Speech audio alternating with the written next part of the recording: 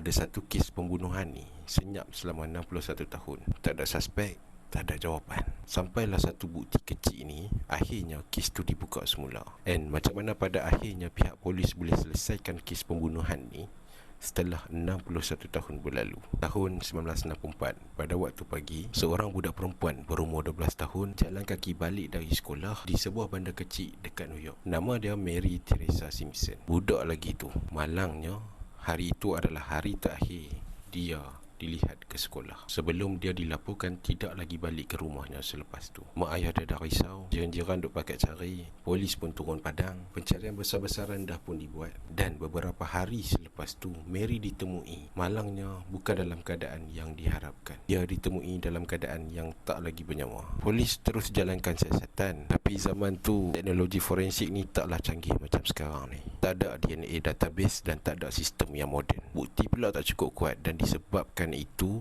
kes ini telah jadi cold case selama 61 tahun. Sampailah satu hari setelah 61 tahun berlalu, penyiasat generasi yang baru buka balik fail lama tu. Habuk pun dah tebal, retas pun dah kuning. Kali ni mereka guna teknologi DNA yang moden. And daripada satu jejak DNA yang kecil je, yang dulu tak mampu nak buat analisis, mereka dah bina salah silah keluarga. Jejak satu demi satu waris genetik, identiti suspek sebenar berjaya dikenal pasti. Pembunuh tu bernama Ronald Gene Simmons. Lelaki ni bukan orang luar. Dia pernah lalu dekat kawasan tu, pernah ada dalam radar. Tapi disebabkan zaman tu, benda jadi tak cukup bukti. Tapi masa kebenaran tu muncul, lelaki tu dah lama pun meninggal dunia. Setelah 61 tahun, akhirnya kes ini dianggap selesai. Kadang-kadang keadilan tu lambat sampai, tapi dia tak pernah hilang arah.